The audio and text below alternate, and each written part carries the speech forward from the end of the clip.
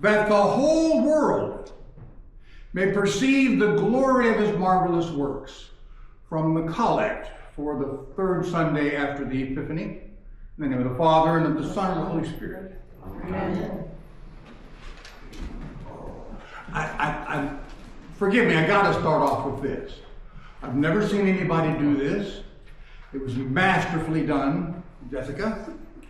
We clergy like to call this portion of the Old Testament that was read this morning the Jerusalem phone book.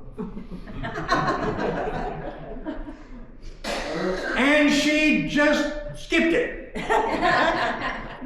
I can't say I blame you. It was well done. Thank you. The glory of God's marvelous works. Reading that collect reminded me, y'all know I can be a pretty sentimental fellow, right? Reminded me of a movie. It's one that always gets to me. And that movie has to do with God's marvelous works. And I bet I've seen that movie 100 times. And every time I do, I just boo-hoo through a part of it. The movie's The Green Mile. Y'all familiar with it? Stars Tom Hanks as a prison guard, Paul Edgecombe, who's in charge of death row back in the 1930s. And he has a special prisoner named John Coffey, who, as time goes on, it becomes clear is a genuine miracle of God, one of God's marvelous works. And the tough part of the movie comes when Paul has to pull the switch on old Sparky and kill John Coffey. And through the remainder of the movie, it becomes clear to all of us that for the rest of his life, Paul wonders what he's going to have to say on that last day when God asks him why he killed one of God's miracles. Man. The question haunts him, frankly, for decades. You and I, we are going to stand before our Maker. You and I are going to stand before our Maker, and each of us is going to have to answer for the things we've done in this life. I'm not looking forward to that day. The scriptures say that you and I will be as those escaping through the flames, which has some currency today since Los Angeles has gone up in smoke. God bless those people. Doesn't sound like a lot of fun, does it? You and I are answerable. We are answerable for what we do in this life. Sometimes we're answerable before then. But we're answerable. Today's going to be a little different, and I beg your forgiveness.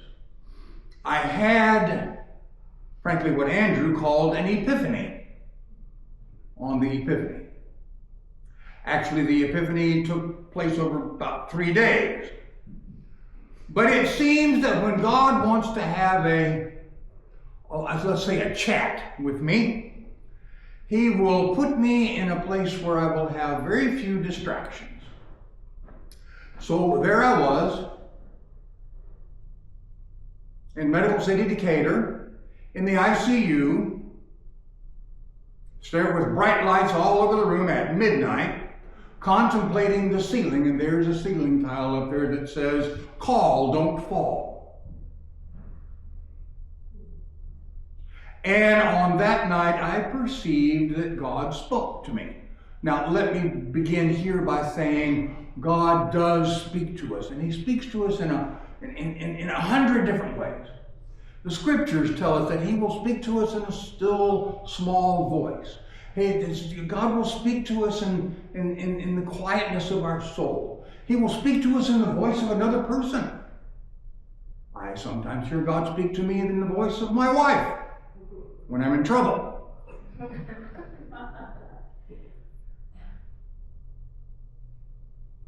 But this time I perceived a voice, a real live voice inside my head. And the conversation went something like this. Keith, how are you serving my people at Ascension in St. Mark's? And I looked around and I didn't see anybody. But I said, with diligence, my Lord. And he said, oh, I expect nothing less. With intelligence and study. So you should. With all of the kindness and care that I can muster. And he said, I know that's hard for you sometimes. Yes, and I sometimes fail. He said, you are human, Keith. We can't expect more. And I said, thank you. And I meant thank you. And then he hit me with the zinger. Keith, have you taught them how to love me? And that gave me pause. And I said, Lord, I don't know how to do that very well myself. How am I to teach them? He said, Keith, you do just fine. Don't worry about that. But I'm going to ask you, have you listened to my messenger? Your messenger? Yes, I sent you someone to teach you how to love me. I said, who'd you send me? He said, Abby. Abby? You mean my Abby? And he said, yes. He said, you're going to be here in this hospital for a few days. I'd like for you to spend some time thinking about the lessons that Abby taught you. That was our conversation. Was I hallucinating? Was I delirious? I don't think so. But again, I believe that God speaks to us in all sorts of ways. So maybe this is not a delusion. Maybe this is a real sort of epiphany. So this morning I have a story to tell you, and it's a little longer than I would prefer that it be, but I think you need the whole thing. I have started at the beginning.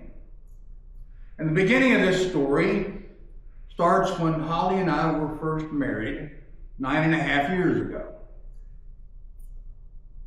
Right here. In this church.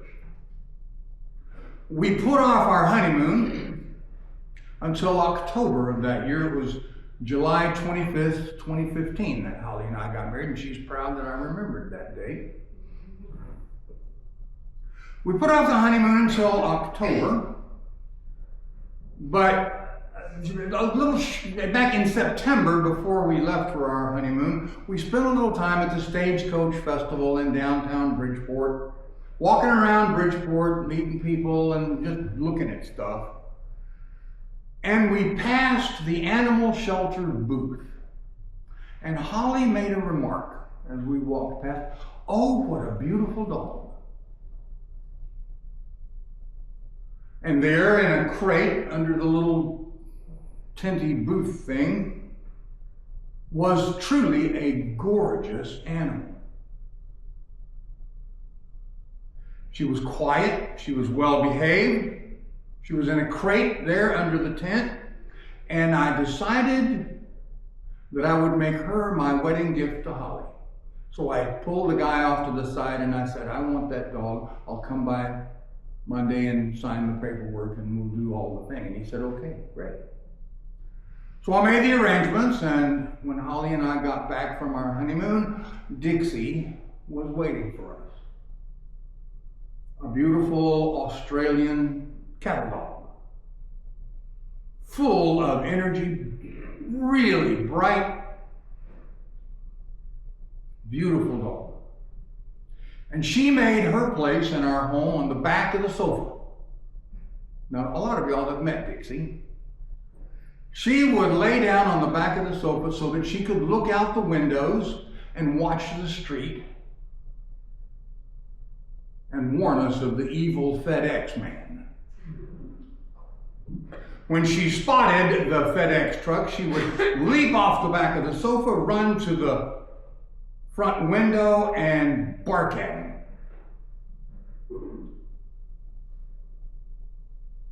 So she was our protector. But that wasn't what I called her. Actually, Dixie was a princess. I called her our cheerleader. She liked air conditioning. She liked comfort. She did not like rain or mud or bugs. She definitely liked cats, but she had no idea what to do with one. But she was our first child. And then about, I guess, probably close to a year later, another gift came into our life. I'm always going to be grateful to Julie Martin, because Julie was active in the parish at that time, and she was helping with the various dogs around. And Julie brought Abby into our lives. Abby was a stray. She was living on her own in Paradise, Texas, and it was no paradise for her. We don't know anything about her life before she came to us, except we know that she had at least one litter of pups. We don't know what happened to any of her puppies. I can only imagine. It's terrible. Abby must have had a really tough life out there on her own. Because when Julie brought her to us, she was worm-infested and flea-ridden and skinny and scrawny. But that dog knew how to take care of herself. She ate acorns, and if you've been to my house, you know I got a lot of oak trees. She would eat cicadas. She could catch squirrels like a pro. And when she began her life with us, I fed her Purina fortified with bacon fat to fatten her up some, along with worm and flea treatments. Dixie and Abby got along like best buddies. They hit it off great, even though they were opposites in very, very many ways. Dixie loved her air conditioning, and she loved her perch on the back of the sofa. Abby had no use for luxuries of life. She made her home in the backyard and on the back porch. And I want you to remember this next little bit. Over time, Abby became the watchman on the wall, our defender from the dreaded FedEx man. She became the protector of the back porch, and she became the keeper of the shrine of the blessed yellow pig. There's more to that story. So Abby chose a place in the backyard where she could watch the whole of the backyard and where she could see the street. It gave her an advantage with the squirrels, and it enabled her to be the early warning system for the approach of that dreaded FedEx man. And our household fell into a pattern. Abby would be the first one to spot the FedEx truck. There would be one bark from the back porch.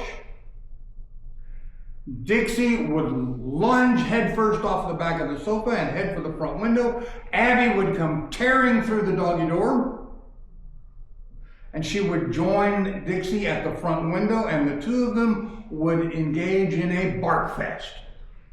If the FedEx man stopped at our house, they would, I swear, they won't tear the window out. If you went on, fine. They would sit down and wait because we live on a cul-de-sac. They knew he would be back. Frankly, it got to be a bit of a problem because you see, the FedEx man, when he came to the house, was bringing me instruments to repair. And a couple of our FedEx drivers were scared enough of Abby and Dixie that they started leaving $7,000 instruments under a tree in the rain in our front yard because they didn't want to get close to the front door.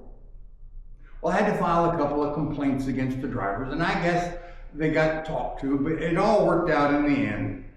The two of them sat at the front window, and when the FedEx truck came back around the corner, they would, both of them, head screaming out the back door, barking their little heads off. They'd run around to the back porch, and they would bark the FedEx man off the block for the rest of the day. They were effective. That was our life. Holly and I and our two children for a number of years. Abby made her home with us. She got fat, frankly, on bacon fat and acorns and cicadas and squirrels, and I didn't know so much about all that other stuff, but Holly told me later. Abby, for the first time in her life, had a home, and she was happy. I called her my farm girl, along with my cheerleader, Dixie. And Abby lived a kind of a farm kind of existence here in town. She didn't really know much of the life that Dixie had. You see, Dixie owned all the toys. If there was a toy, it was Dixie. And she especially loved the ones with the little squeaker and the high-pitched thing. And she loved them so much that she would first thing tear the squeaker out of the toys. And it got to where I put in an inventory of little squeakers, and I put one back in it and sew it back up. Until that day. Abby had no toys. But I was in Sam's Club buying dog food, and there on the dog food aisle was a little display. 3 latex pigs for $10. And I squeaked one of them and made that sound. I said, that's not a squeak. In fact, it's kind of a squonk. So I bought them and I took them home, and amazingly, Dixie was completely unimpressed. Abby, on the other hand, fell in love. And she had a toy. For the first time in her life, Abby got to play. She carried that stupid pig out on the back porch, and there it stayed, baking in the sun. And that's how Abby came to be the keeper of the shrine of the blessed yellow pig, except that one was pink.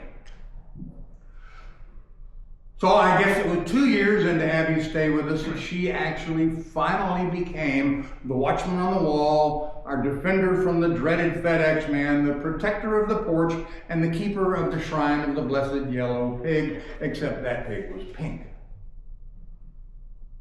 One day I realized that I hadn't heard a squonk in a while.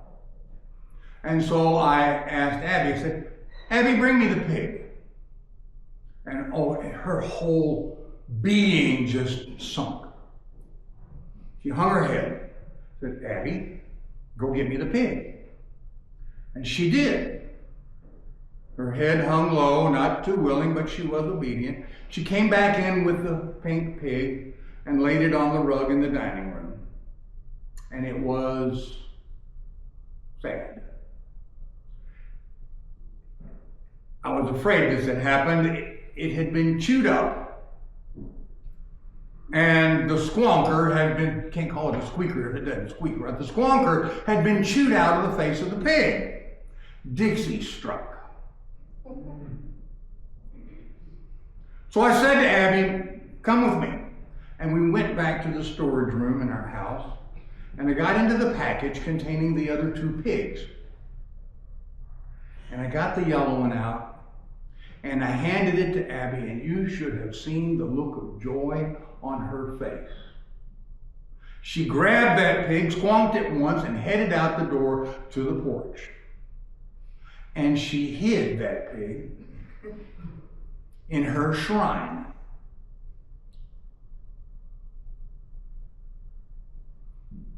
And she protected it ever since. This pig has been living outdoors for 7 years. 6 or 7 years. It's at this point that our story turns a little sad, and forgive me. Because it wasn't long after this that Dixie became sick. One Saturday morning, she was lethargic. She appeared to be in pain. Holly took her to the veterinarian's office, and it turned out that Dixie had cancer. The kind of cancer where the tumors attach to veins and arteries in their abdomen. And Dixie, being that active a dog, when she jumped off the back of the sofa, she tore a vein and had internal bleeding. The doctor said, I can repair the tear, but with a dog as active as this, you're going to have trouble. This is not going to be fun. Holly called me, we talked about it, and I'm so proud of Holly. She handled this beautifully. We talked about it, and we decided to put Dixie to sleep. And that's what we did. She was not a dog to be cooped up in a crate all day long. Well, Abby never knew what became of Dixie. Abby was there one day and gone the next. And so it was pretty sad around the Robertson household for a long time. But Abby was faithful. She remained the watchman on the wall, the defender of the porch, our protector from the dreaded FedEx man, and the keeper of the shrine of the blessed yellow pig. We struggled along for about a year after that, with a big hole in our family. Holly finally decided that she needed another dog. It was time. So we started our search, and not to belabor things too much, we wound up with a little white spotted potato that we named Domino. One black dot here, one black dot here, and one black dot back here. A 2-1 domino. And Domino turned out to be, if it's possible, more active than Dixie was. If Dixie was our cheerleader and Abby was our farm girl, Domino is our Olympian. Every day, at all hours of the day, it's play, play, play, play, play, play, play, play, play, eat, sleep, repeat. Domino not only took over all the toys, she destroyed all the toys. Now, all of our toys for the dogs were bought through BarkBox, and we got what they call super chewers. If you know anything about this, these are indestructible toys for anybody except Domino. Domino could shred the toughest toy you ever saw in 10 minutes. Well, Abby and Domino got along pretty well. Abby taught Domino about cicadas and about squirrels. They did manage to corner a cat or two in the neighborhood. The grouchy old farm girl, because she was getting old at this point, put up with a pushy young athlete, and things were good. It got complicated, though, because before too much longer, we had another addition to our little family. You know, some of you have met Holly's stepdad, Bob. Bob has always had dogs.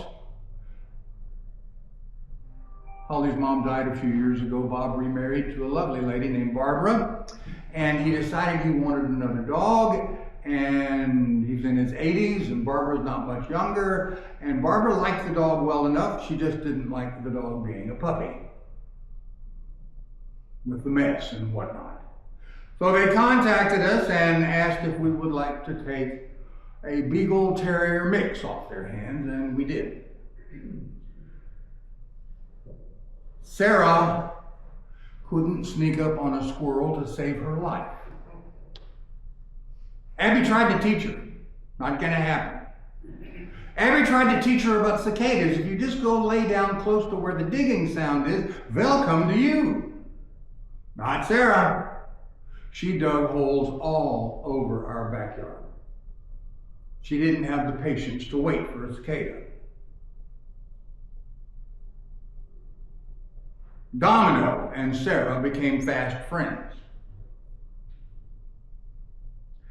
Abby put up with them. As it turns out, Sarah is greedy. I don't have a name for her yet, but she's just all about Sarah.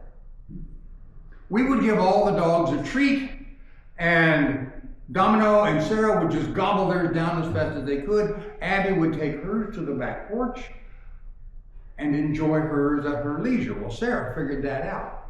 And Sarah started going out and harassing Abby about the treat. That's not good.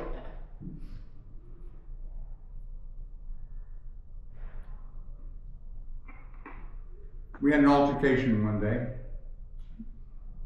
Neither Holler nor I were witness to it, but best I can figure, Sarah went out and tried to steal Abby's treat. Abby defended her territory, and Domino defended Sarah. And all I really know is that both dogs were bloody, and Abby came out on the short end of the stick. Well, it happened a couple of times.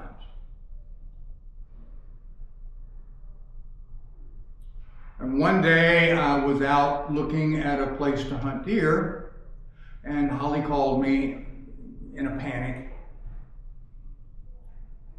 There had been a dog fight, and she tried to break it up.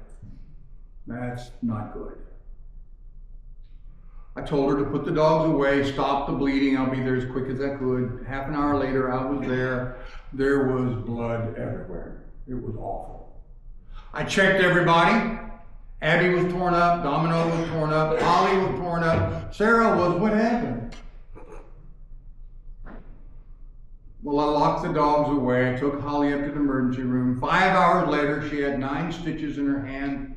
We were $500 poorer, and we came home with the dogs in quarantine because Bridgeport Animal Control showed up at the hospital with quarantine orders for our dogs.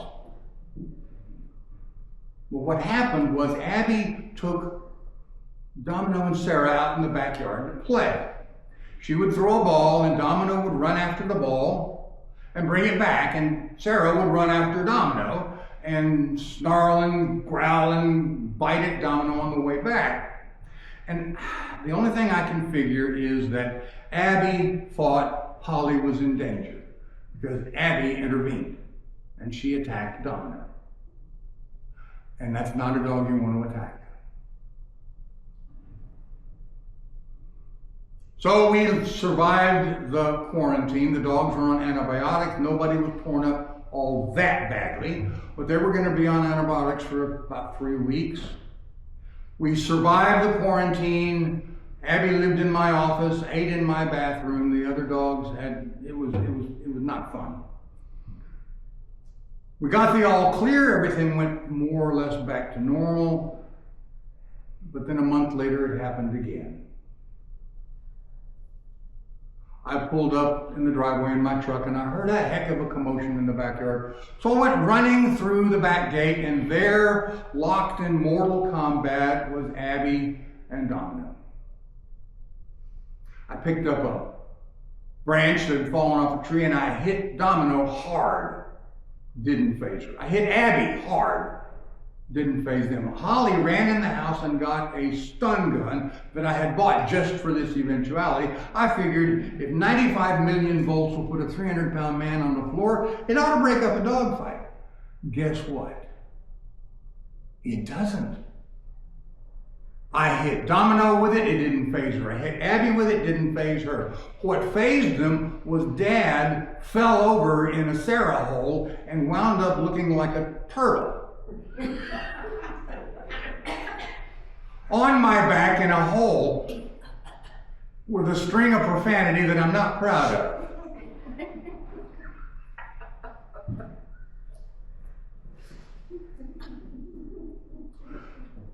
The dogs broke up the fight.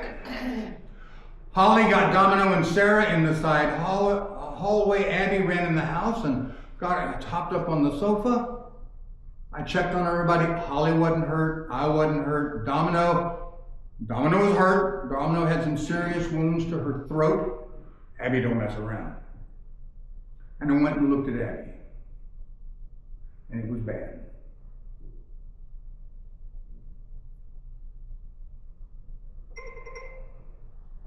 I called Abby and she and I went outside, and she stood in front of me in the backyard. I don't want to give you all the details, but it was bad. Her right ear had been shredded. Her right eye was out of its socket. She had a big flap of skin torn off of her forehead. And she had other wounds in addition. But her left eye was bright and shining, and she looked me in the eye as though to say, "I kicked your butt, didn't I, Dad?" That's my farm girl. We had just gone through quarantine, and if I took, here's where my mind was, if I took Abby into the vet, I didn't know what would happen. I didn't know what would happen. I was scared. And I knew that Abby was old and she already had tumors. I figured she probably had cancer. And she was hurt. She was badly hurt.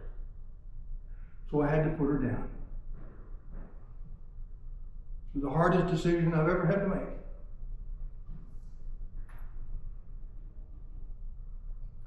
Domino was in serious trouble of another kind. So forgive me, I did what I felt like I had to do. The decision that I, like Paul Edgecombe, will question for the rest of my life. Especially knowing now that Abby was my messenger.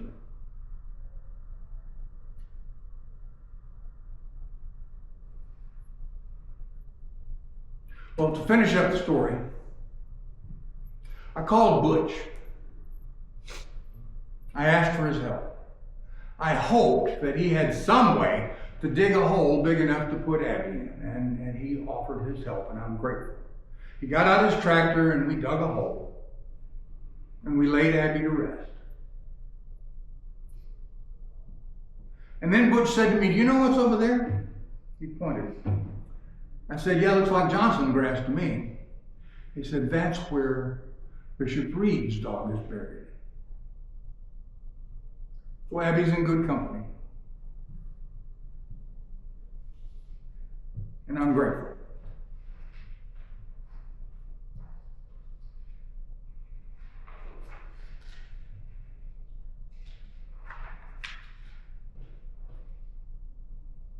So now you know the story of a priest's broken heart. I spent a couple of days reviewing the history of the Robertson family dogs. And I learned some things. I discovered some things. This is the Epiphany that I received. I learned some things about what Abby taught me about love. So let me start with this. The first thing that popped out at me was Abby's life with us was lived in a constant state of gratitude. I don't think she ever forgot the life that she lived before she came to us. Thank you, Julie. Her personality never exhibited that she developed an attitude of entitlement. When she came to us, Abby wanted to contribute what she could to the good of our family, and she became the watchman on the wall. She joined Dixie in her guardianship of the front porch by guarding the back porch. She stayed aware of the goings-on in the street to support Dixie. Abby took her post on the opposite corner of the house and filled in a big security gap around the Robertson castle. Abby became the unglamorous part of our security team. She became our defender from the dreaded FedEx man. It didn't take Abby long to figure out that Dixie did not like the FedEx man, and whoever Dixie did not like, Abby did not like. She accepted the standards of our family, as twisted and weird as they are. She became the protector of the porch, and the porch really didn't need protecting, but it became her post. She took up a post and accepted our enemies as her enemies. She had no cushion to lay on, no luxuries. She had dirt and maybe some leaves. That's all she wanted. She stayed out of the controversies of the household. Anytime there was any kind of a squabble or an argument or raised voices, Abby would scoot on out the door. I'm going to the porch, you guys. And she became the keeper of the shrine of the blessed yellow pig. And I think this is one of the real keys. Aside from the necessities, food, water, medical care, Abby received little from us in the way of pleasures. She didn't ask for them. And when they were provided, she neglected them. And when she didn't neglect them, she treasured them. The two things that Abby received from us that she was most grateful for was her bed, which she slept on every night, and her pig. I think that's just great. She so loved this pig that she created a special place for her pig. She would briefly play with her pig all by herself, and it was clear that she took great pleasure in the most amazing gift she'd ever been given. I call it a shrine. And it is just that. A place of remembrance for a gift from God that she appreciated a lot. I believe that she loved the gift because she loved the giver. So what I learned from Abby?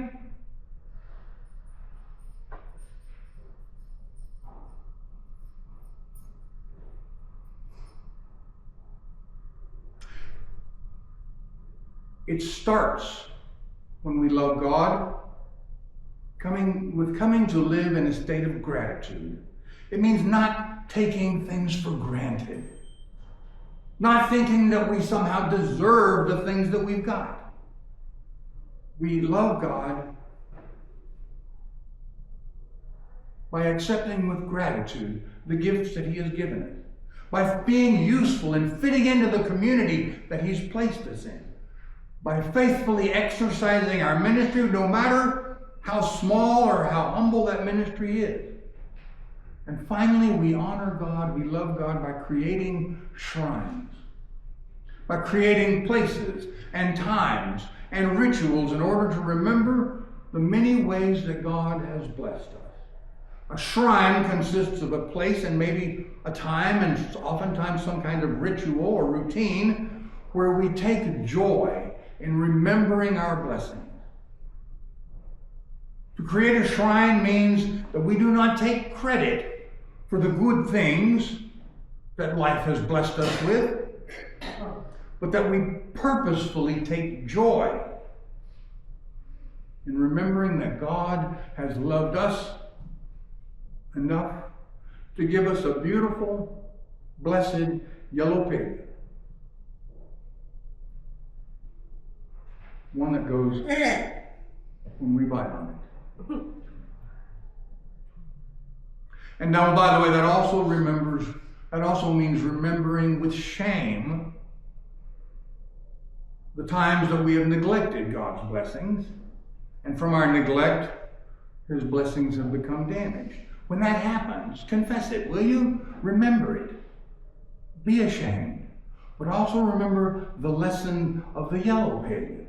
When your pink pig gets damaged, go to God. He'll make good. That was a happy day for Abby. How does this apply? Glad you asked. I was telling this story to Jessica a couple of weeks ago, and she told me about something in the New to You shop that broke my heart. I asked her to go get it and put it in this pulpit as a reminder. It's a shrine. Here I have in my hand what I call the world's ugliest ashtray. Sorry, my blood sugar is climbing.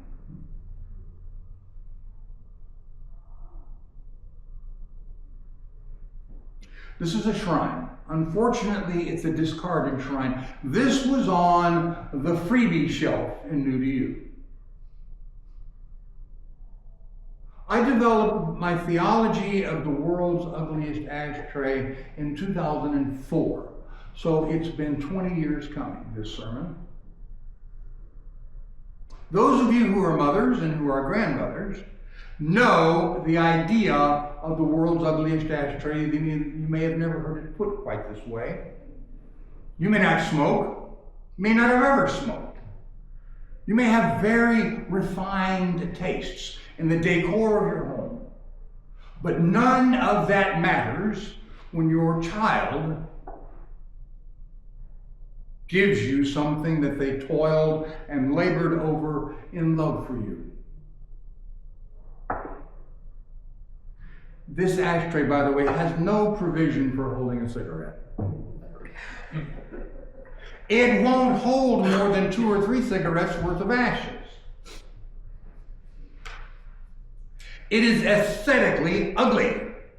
It is functionally deficient. But to the grandmother or mother to whom this was proudly presented, this is the most precious thing in the world. And you who are moms and grandmoms understand that, don't you? Mothers and grandmothers, and occasionally your priest, will have a refrigerator loaded with this kind of stuff. Mothers and grandmothers have a place of honor in their homes for ugly and useless, priceless treasures. Precious not because of what they are, what they do, priceless because of who they came from. The idea of the shrine of the blessed yellow pig, the idea of the shrine of the world's ugliest ashtray is an idea that comes from the heart. It's the idea of the shrine remembering and loving the gift because it came from a most beloved giver. Have we done that, you and I? Have I taught you to love God? And because you love God, to love the wonderful gifts that He has given you. Have I done that? I'm afraid not. I'm afraid I haven't done well. Have I taught you to establish from the love in your hearts some kind of shrine, some kind of testimony to the blessings that God has poured out upon you? I'm afraid I've failed at that. God challenged me 3 weeks ago on Epiphany, on the day of the manifestation of Jesus to the Gentiles. He challenged me and He questioned me as to how I have served you. And I'm afraid in my shame that I have not done as well as I would have wanted. But that's because I haven't done well in my own life. I'm your priest. And I think to my credit, I've always presented myself as a very human priest. Somebody struggling along in life just like you are. Today's sermon, although it's been rather long, and I understand that, today's sermon is something that I felt challenged by God to do, to reveal more about myself than I have ever revealed in my life. To speak to you from my own sense of calling, and to speak to you from my own sense of failure.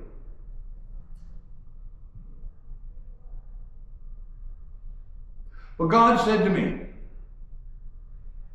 I gave you the messenger, and I gave you the message. Do your best, Keith, to live out your love for me. Make it an offering. Make a shrine of it, and I will make a miracle of it. You do your part, and leave the rest to me. And I believe God that says that to you as well. In the name of the Father, and of the Son, and of the Holy Spirit. Amen.